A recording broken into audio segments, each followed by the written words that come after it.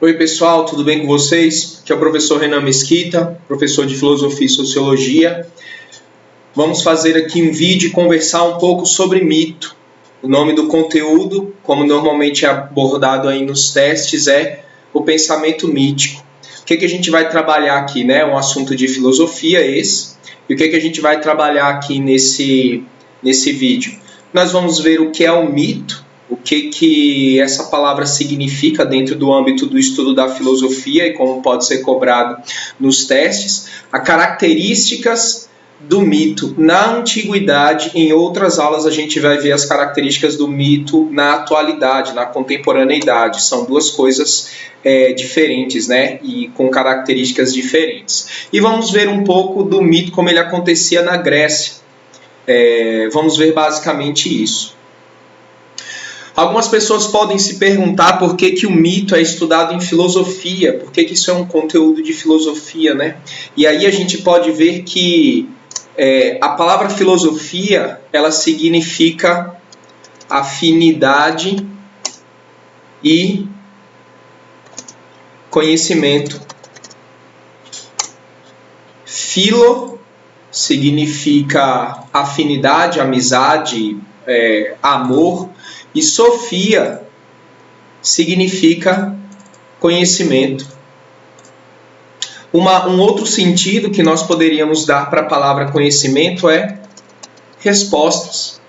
Então a filosofia estuda as diferentes formas de conseguir a resposta das coisas, não é? Então um exemplo de como isso não é simples de se definir, e é por isso que a filosofia estuda isso, é a pergunta muito comum que as pessoas fazem seria: Deus existe? E aí a gente perguntaria: é possível uma prova da existência de Deus? A resposta que nós temos para essa pergunta é que não existe uma prova da existência de Deus. Existe então uma prova da não existência de Deus? Também não existe uma prova da não existência de Deus. É por isso que tanto aquela pessoa que afirma que Deus existe, quanto a pessoa que afirma que Deus não existe, ela baseia essa resposta em fé. Ela tem fé de que essa entidade existe, ou ela tem fé de que essa entidade não existe, porque não é algo que eu posso trabalhar no âmbito da prova, ou da experiência, ou do teste. E é por isso que nós não podemos dizer que um cientista pode dar uma opinião com relação à existência de Deus ou não, porque a ciência, ela trabalha com provas e testes. A ciência trabalha com provas e testes. E é por isso que nós não podemos, e é por isso que um religioso ele não pode dar opinião com relação à criação da Terra, ou se a Terra é plana ou redonda, porque se a Terra é plana ou redonda, está no âmbito da ciência, que pode testar, que pode comprovar, que pode avaliar as coisas. Então, por que existe essa briga, às vezes, entre a fé e a religião? Porque é um campo do conhecimento tentando dar pitaco ou tentando opinar sobre o outro campo do conhecimento. Existem conhecimentos que devem ser avaliados dentro do seu campo de estudo. Então a filosofia vai estudar as diversas formas de conhecimento: o mito, a religião, a arte, a filosofia e a ciência.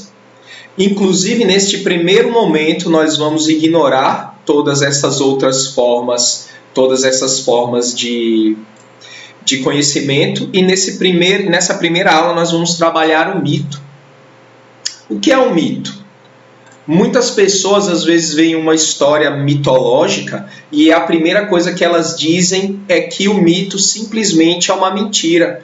Mas será que nós realmente podemos dizer que o mito é simplesmente uma mentira? É simplesmente uma história falsa? O mito foi a primeira forma de produzir conhecimento e de dar respostas às dúvidas humanas. Então, antes de surgir a religião, antes de surgir a filosofia, as ciências e as outras formas de conhecimento, só era possível responder aos questionamentos da vida. Por que que chove? Por que que a terra às vezes é fértil, às vezes não é? Por que que às vezes vem uma doença e leva as pessoas enquanto outras estão saudáveis? Então as dúvidas todas eram respondidas através dos mitos. O mito está presente em todas as sociedades antigas. Todas as sociedades passaram por construções de mitos. Então existe um grupo, existe um conjunto mitológico nórdico, existe um conjunto mitológico brasileiro dos índios, das tribos antigas aqui, existe um conjunto mitológico das tribos norte-americanas e existe o mais famoso, que é o conjunto mitológico da sociedade grega, né, a mitologia grega. Então todas as sociedades antigas precisaram criar um grupo de mitologias, um grupo de histórias que explica as coisas.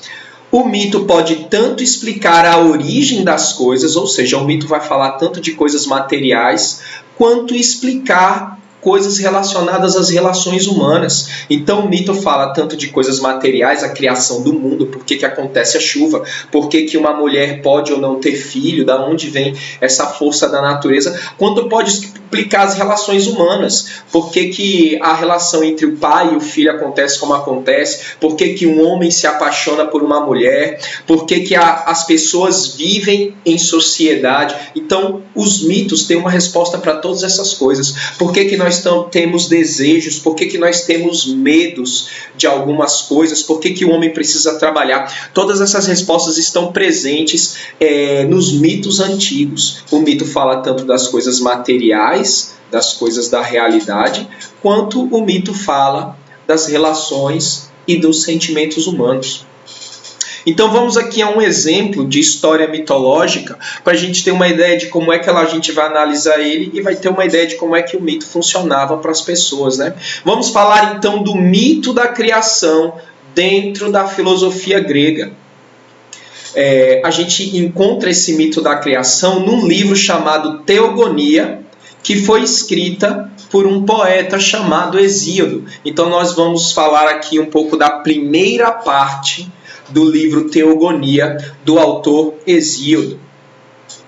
Quando Hesíodo quis falar do surgimento das coisas, Hesíodo ele disse que tudo surgiu a partir de deuses. E o primeiro deus que Hesíodo cita na Teogonia é Caos. Então Hesíodo diz que havia um deus primordial e que ele surgiu antes de qualquer outra coisa. E o nome desse deus era Caos. Então eu vou contar uma das versões, mas as versões mudam um pouco, então é possível que as pessoas encontrem essas histórias com alguns detalhes diferentes, mas o intuito aqui não é ser rigoroso com relação a isso, é pegar a ideia geral. Então Hesíodo diz que no começo de tudo existia um Deus primordial que surgiu antes de tudo e de qualquer coisa. O nome desse Deus era Caos. De Caos surgem alguns outros deuses, e dentre esses deuses surgiu a deusa Gaia. Então surgiu uma deusa, né, uma feminina, cujo nome era Gaia. Depois de Gaia surge também um outro deus que era Urano. Então nós vemos aqui uma representação de um desenho, né, de uma representação artística de Urano e da deusa Gaia. Segundo a história de Hesíodo, Urano era um deus que ele tinha um apetite sexual insaciável. Então, todos os dias ele vinha ter relações com Gaia. Só que teve um momento da história desse casal que os filhos deles começaram a nascer. Só que esses filhos eram muito poderosos. E Urano se sentia incomodado, talvez um pouco ameaçado com o poder desses filhos. Autoritário e violento que Urano era, Urano passou a não permitir que que essas entidades saíssem das entranhas de Gaia, saíssem de dentro de Gaia.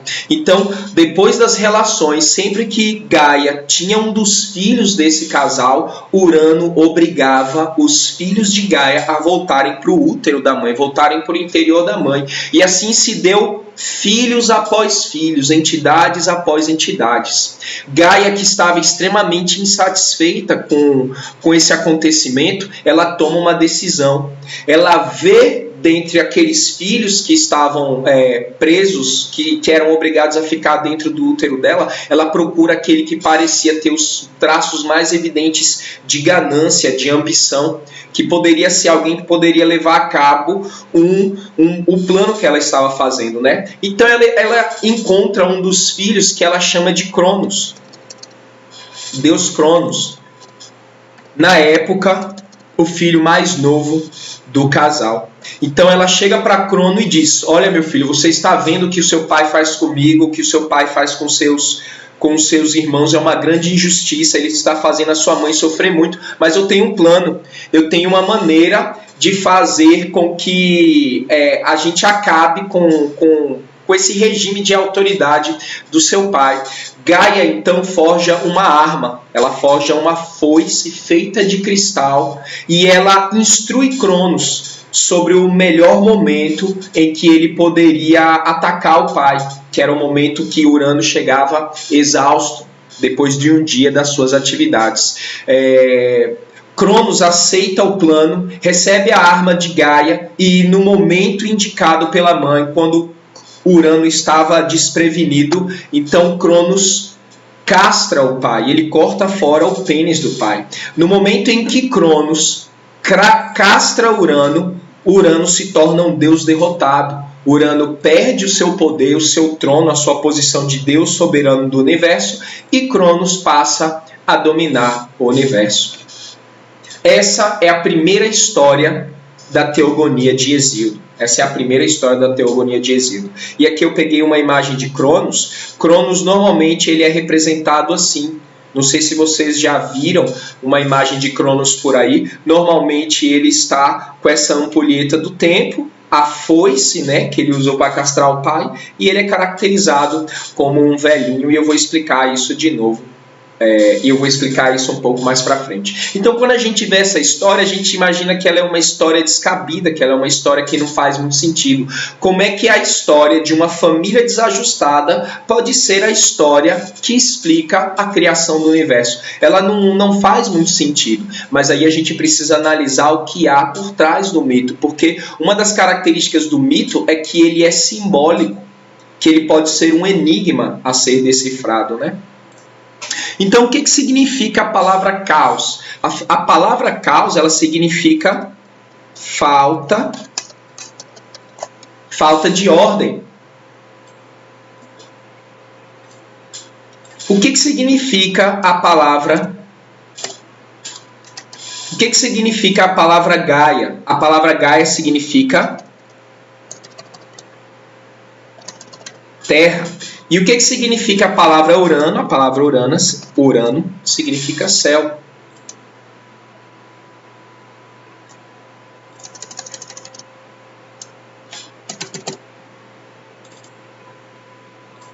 Terra e céu. Então aí a gente vê já que existem coisas por trás do mito e que a gente não conhecia. E a palavra Cronos, o que a palavra Cronos significa? Para quem já ouviu a palavra cronológico, vai saber que Cronos significa tempo.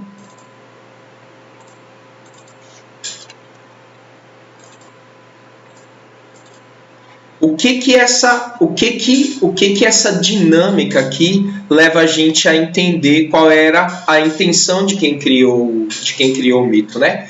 Caos.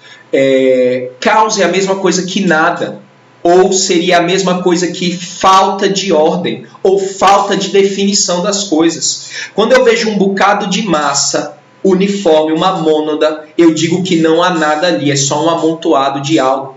Então, assim, todas as mitologias, até a mitologia cristã, que fala que Deus criou as coisas, diz assim: Deus criou as coisas do nada. Então você vê que é a mesma origem. Os gregos, eles queriam dizer com o caos de que tudo veio do nada. A única diferença aí entre a mitologia cristã, as histórias da mitologia cristã, é que Deus criou a coisa do nada. Como os gregos acreditavam que sempre existiu matéria, a matéria não foi criada do nada, mas antes da matéria gerar coisas, a matéria era disforme, sem ordem, desordenada. Então você vê que existe uma característica comum aí entre qualquer forma, entre qualquer coisa. Até a teoria atual de Big Bang acredita a mesma coisa. Antes de tudo surgir, tudo estava sem forma dentro do Big Bang. Então você vê que essa história, que foi escrita há mais de 3.000 anos atrás, ela não é um absurdo se comparada com a teoria cristã ou com a teoria científica do Big Bang. Antes das coisas, das formas surgirem, tudo veio da desorganização ou do nada. Foi isso que Hesíodo quis dizer quando ele disse que o Deus primordial, o Deus que era o início de tudo, ele era o caos. Tudo que tem ordem ou organização hoje, antes veio de uma falta de ordem, de uma desorganização, entre aspas, de um nada. Quais foram as primeiras coisas que surgiram depois do caos? A terra e o céu. O que poderia surgir inicialmente depois do nada? A terra e o céu. Então surge a terra, a mãe de tudo, onde as coisas estão, a base de tudo, o elemento de baixo e o elemento de cima. Quando a gente faz uma referência, talvez, com o surgimento da Terra, que a gente entende hoje, científico, imagine a Terra sendo magma, sem poder conter a vida nem nada, e o céu, antes não existia o céu. Se você viesse para a Terra na sua origem, você não ia poder olhar para cima, porque tudo estava misturado com a Terra. Os gases, os vapores, os elementos ebulindo, a Terra e o céu estavam juntos. Tem uma hora que o céu se separa da Terra. Segundo a história de Hesíodo, o que é que passa a existir depois que o céu se separa da Terra? O tempo. Então, o Deus que passa a governar a realidade quando o céu se separa da terra é o tempo. Qual é o sentido de Hesíodo ter escrito isso? Dentre as coisas que é possível de se ver entre a terra e o céu aqui, há algo mais poderoso que o tempo? Não. Tudo está submetido ao tempo. Não existe nada de material ou de realidade que existe na Terra e que resiste à força do tempo. Nem o mais forte dos minerais, nem o mais forte dos metais. Todos se desagregam, todos se desorganizam. Todos perdem a sua força frente ao Deus Tempo. Então você vê que essa história ela não é uma mentira. Ela só é uma mentira se você lê-la racionalmente, se você tentar ler literalmente o que ela expressa. Mas se você consegue ver o símbolo ou a lógica por trás do evidente, você consegue tirar... O que você consegue tirar? Respostas. E é por isso que o mito, junto com as outras formas de conhecimento, são fontes de respostas. Características do mito. O mito é uma história não verdadeira no sentido de que conta uma história com fatos fantásticos ou fabulosos. Então, características do mito é que o mito conta realidades fantásticas e fabulosas, ou seja, sobrenaturais. Nesse sentido, ele realmente não é uma história verdadeira. Nesse sentido, ele não é uma história verdadeira. Mas ele é verdade no sentido de que ele contém verdades dentro das suas simbologias, dentro dos seus sentidos internos. O mito é uma história que apela muito mais aos sentimentos do que à razão. Então você não pode ler um mito de forma racional. O mito é uma história lógica e com sentido. O mito tem sentido, tem lógica, mas não é racional. E esses dois termos, eles vão dançar nas questões principalmente da UPE. Eles usam esses dois termos. O mito é lógico, ou seja, tem sentido, mas ele não é racional. O mito tem lógica, mas não é racional. Isso é cobrado com esses termos. Pois ela consegue tocar o sentimento e o imaginário. Então a gente lê uma história mitológica dessa e a gente consegue prestar atenção nela. Ela não é completamente descabida. Nós vamos lendo ela e ela vai contando algo de verdadeiro, né? A gente tem que aprender a ler o mito, né? Porém, o mito não é racional, por causa dos elementos fantásticos e sobrenaturais. Essa é alguma das características do mito. Vamos falar um pouco aqui do mito na Grécia.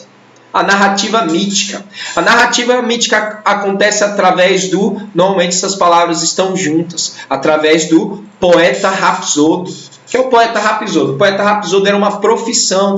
O poeta rapsodo era aquela pessoa que ela conseguia decorar os mitos que eram pronunciados através de rimas, e eles passavam de cidades e cidades, às vezes com uma harpa, às vezes com um instrumento musical, e eles declamavam esses poemas para a população, e a população dava dinheiro ali para esses poetas. Como a população não era alfabetizada na época, eram muitos poucos os que sabiam ler e tinham instruções. Então o poeta rapsodo, ele sabia de memórias longas extensões de poetas, e as pessoas ficavam extremamente impressionadas com aquilo. Eles achavam que aquilo não era humanamente possível, por causa daquela grande capacidade de memória e de declamar aqueles longos poemas. As pessoas achavam que os poetas rapsodos eram pessoas inspiradas diretamente pelos deuses. Como os poetas rapsodos eram inspirados pelo Deus, e segundo a crença popular, então aquilo não era uma criação humana.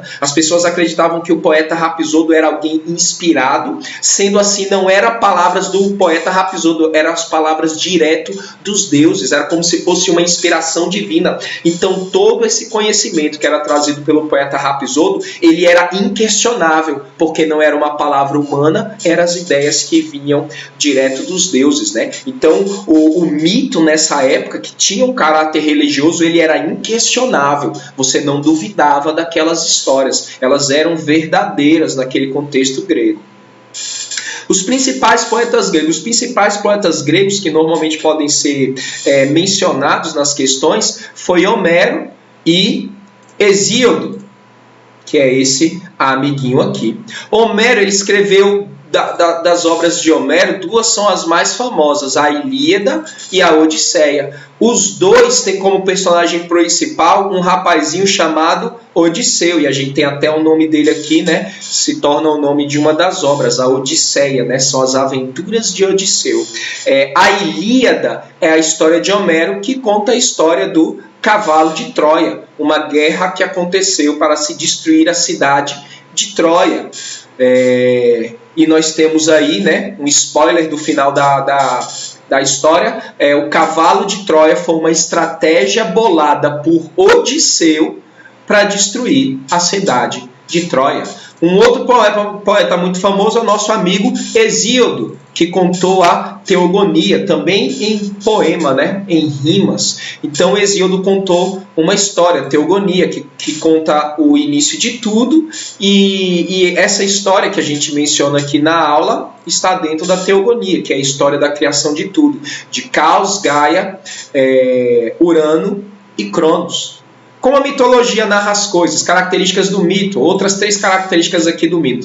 Encontrando o pai e a mãe das coisas dos seres. Então é normal que nos mitos a gente encontre pai e mãe das coisas. Quem é o pai do céu, ou o próprio céu? É uma entidade. O céu não é apenas aquilo que está lá em cima, o céu é um Deus. Quem é o pai dos mares? Então a gente encontra literalmente o pai, e as coisas são representações humanas.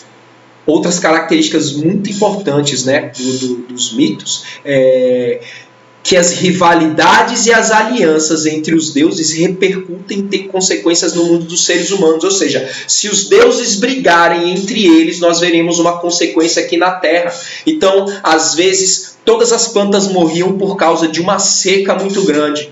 E aí os homens deduziam, os deuses estão brigando, algum deus está triste, algum deus está em guerra. Então a guerra entre as entidades divinas repercutem aqui na vida dos seres humanos. Explica como acontecem as recompensas e os castigos que os deuses dão a quem os obedece ou desobedece. Então, além da relação entre os deuses repercutir na vida dos humanos, os humanos também podem entrar em relação com os deuses. Então tem certas atitudes humanas que desagradam agradam os deuses. Então eu não posso desobedecer um Deus, porque eles são vingativos, eles podem se vingar de mim. Existem maneiras de agradar os deuses, então eu posso fazer um cântico para um Deus, eu posso rezar dentro do templo dele, ou eu posso fazer uma oferenda para que aquele Deus que simboliza algo da vida cotidiana das pessoas possa me agraciar. Então eu posso fazer uma prece para a deusa da família, porque eu estou com uma desarmonia na minha família. Eu posso fazer um sacrifício ao Deus da guerra, já que a minha comunidade